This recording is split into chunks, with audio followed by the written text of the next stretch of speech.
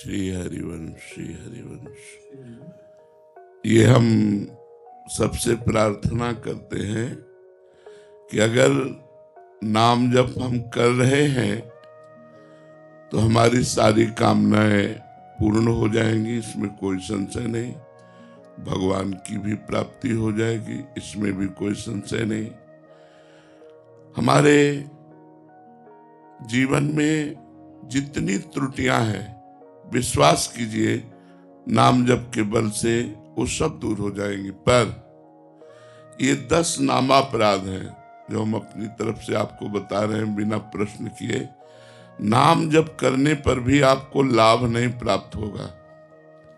अगर ये 10 नामापराध आपके जीवन में है तो आप नाम जप करेंगे तो भी आपको लाभ नहीं प्राप्त होगा।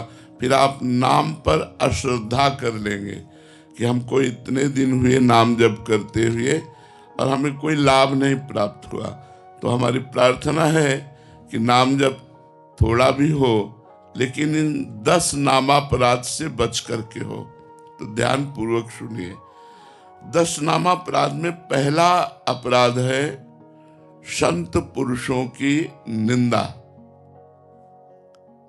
सबसे पहला अपराध है, क्योंकि नामदाता कोई न कोई संत सदगुरु ही होते हैं जिनसे हमें नाम मिला। जैसे आप राधा नाम जप करते हैं तो आपने किसी संत के मुख से सुना कि राधा नाम, आप राम नाम जप करते हैं, आप शिव नाम जप करते हैं, आप कृष्ण नाम जप करते हैं, तो किसी न किसी संत से सुना।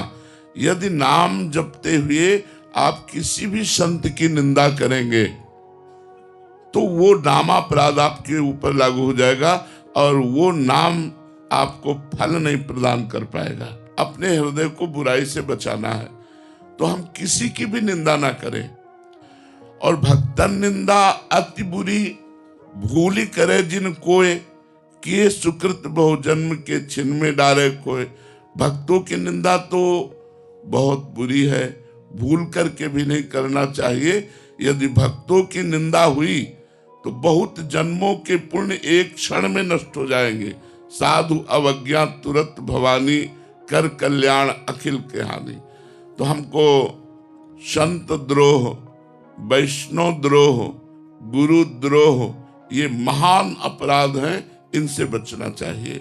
ये अब दूसरा नामापराध, भगवान शंकर और भगवान श्री हरि में भेद मानना, उनके नामों में भेद मानना। जैसे एक प्रसंग आता है रामचरितमानस में, काकभूषुंड जी अपने पूर्व के जीवन चरित्र का वर्णन करते हैं कि मैं एक ब्राह्मण बालक था, अवध में जन्मा था, पर भगवान शंकर के चरणों में मेरी बड़ी प्रीति थी। तो उज्जैन में हमने दीक्षा प्राप्त की। गुरुजी बहुत उच्च कोटि के महान ज्ञानी संत थे और भगवत प्रेमी भी थे, तो उन्होंने हमें शंकर मंत्र ही दिया, पर वो हरि की बड़ाई करते थे। तुमने गुरुजी से द्रोह हो गया, ऐसा नहीं होना चाहिए। उसका परिणाम क्या हुआ कि गुरु से उपेक्षा होने लगी, अश्रद्धा होने लगी। तो गुरुजी आए और उन्होंने उठकर प्रणाम नहीं किया। ये भारी अपराध है। गुरु के सामने पहुंचने पर सर झुक जाना चाहिए और हो सके तो पंचांग प्रणाम करना चाहिए और हो सके तो साष्टांग प्रणाम करना चाहिए। गुरु साक्षात परब्रह्म। तो उन्होंने कि क्या गुरु जी को प्रणाम करना, उन्होंने प्रणाम नहीं किया। उसी समय भगवान शंकर असंतुष्ट हो गए। जिनका वो अनन्य था, जिनका मंत्र जप करता था, उन्होंने ही आकाशवाणी हुई कि अरे दुष्ट, अजगर के जैसा बैठा रहा, तेरे गुरुदेव पधारे और तो उठ करके प्रणाम नहीं किया। जब मैं शाप देता हूं 1000 बार अजगर योनि को प्राप्त हो, 1000 जन्म तुझे अजगर योनि के प्राप्त हो। अब तो गुरुजी ने जब ये आकाशवाणी सुनी तो करुणा से विकल हो गए कि ये बेचारा ज्ञानी जीव कितना भारी कष्ट प्राप्त करेगा। तो नमामि शमीशान निर्वाण रूपम, इस स्तोत्र का गायन किया। जब गुरु जी ने हृदय भरकर भगवान शिव की प्रार्थना की तो भगवान शिव प्रसन्न हो गए और कहा तेरे गुरु की करुणा देख करके साप तो गया, वो अमोघ है, पर तेरा जो जन्म मरण होगा बहुत जल्दी जल्दी हो जाएगा, और जन्म मरण में जो दुख होता है वो तुझे नहीं होगा, और मेरे प्रताप से अब अविचल राम भक्ति तेरे हृदय में जागृत होगी।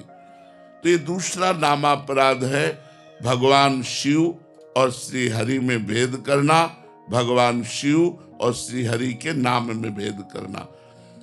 तीसरा, नामदाता गुरु का कभी भी किसी भी तरह से अपमान न करना।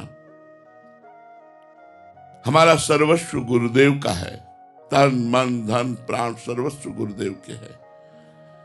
हम गुरुदेव को कभी अपमानित न करें, गुरुदेव को कभी नीचा न दिखाएं, गुरुदेव को कभी हम ऐसे अपशब्द न कहें, उनकी अवज्ञा न करें। अगर अवज्ञा करेंगे तो चाहे जितना नाम जप कर लें, हमें भगवत प्राप्ति नहीं होगी। क्योंकि चौथा, किसी भी शास्त्र की निंदा न करें। मानो आपको कोई भी शास्त्र प्रिय है तो किसी दूसरे शास्त्र की, वेद शास्त्रों की, पुराणों की, संत वाणियों की निंदा न करें, किसी की निंदा न। अपने अपने मार्ग हैं, शास्त्रों में बहुत से मार्ग हैं, आप किसी एक मार्ग के अनुयायी हैं तो आप चलें, अन्य शास्त्रों की निंदा न करें।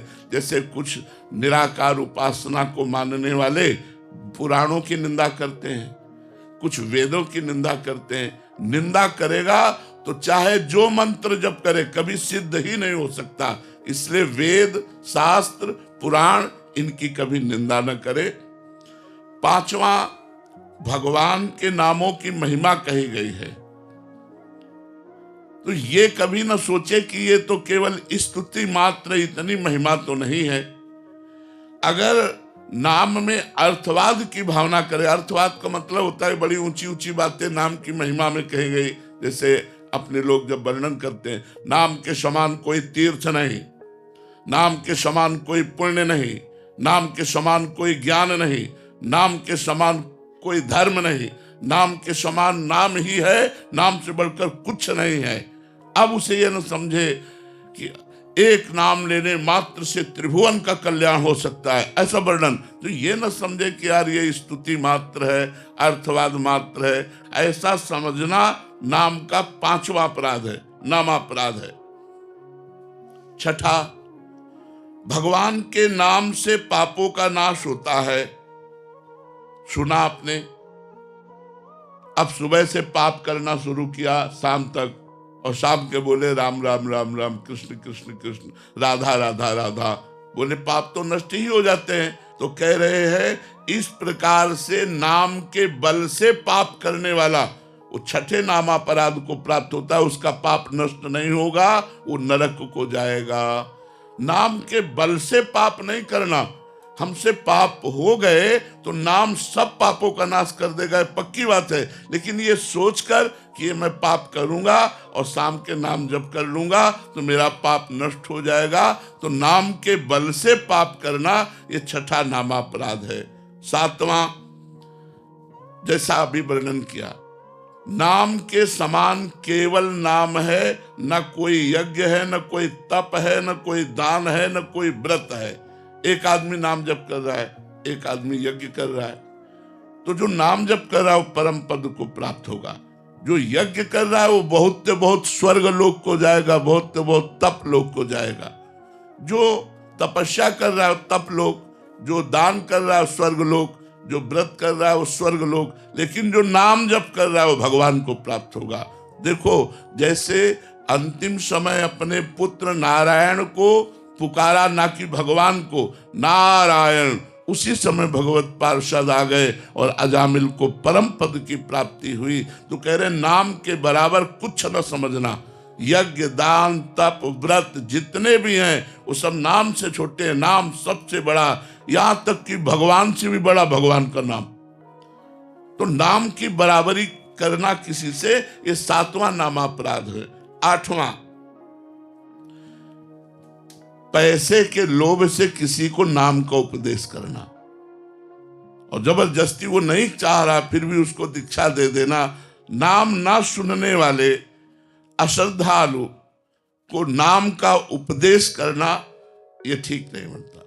हम नाम कीर्तन करें, और जब कोई नाम की दीक्षा लेना चाहे तो हम उसे नाम, जैसे नाम दीक्षा, भगवत दीक्षा, इनके लिए नियम है कि आप प्याज लहसुन नहीं पाएंगे, आप मांस मदिरा आदि का सेवन नहीं करेंगे, उसमें कुछ नियमावली, उन नियमों को माने फिर दीक्षा प्रदान करें।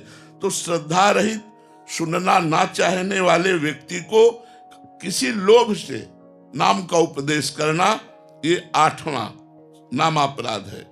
और 9वां नामापराध, इतनी नाम की महिमा सुनी फिर भी तुम नाम जप नहीं कर रहे तो तुम्हें अपराध लगेगा, नामापराध लगेगा। जब इतनी नाम की महिमा भगवान ने कृपा करके संतों से सुनाई तो आपको नाम जप का नियम ले लेना चाहिए कि आज से 11 माला जपूंगा, आज से इतना नाम जप करूंगा, उसका नियम ले लेना चाहिए। अगर नियम नहीं लेते, नाम जप नहीं करते, तो आप अपना पतन करते हैं, आपके ऊपर 9वां नाम अपराध लागू हो जाएगा। और 10वां,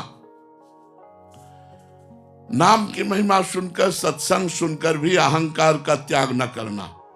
मेरा ये पद, मेरा ये, मैं और मेरे के फेर में फंसकर विषय भोगों में आसक्त होकर भगवान के नाम का आश्रय न लेना, ये 10वां नामापराध है। यदि हम नाम जापक इन 10 नामापराधों से बच जाएं तो बहुत जल्दी नाम फलीभूत हो जाए और हमारे सारे पाप नष्ट करके, सारी कामनाओं को शांत करके भगवत प्राप्ति करा दे। अगर अब इन 10 नामापराधों से कोई नामापराध हमसे बन जाए तो क्या करें? तो इसमें लिखा हुआ, नामापराध युक्ता नाम नामान्येव हरन्त्यघम अविश्रांत प्रयुक्तानि तान्येवार्थ काराणि च।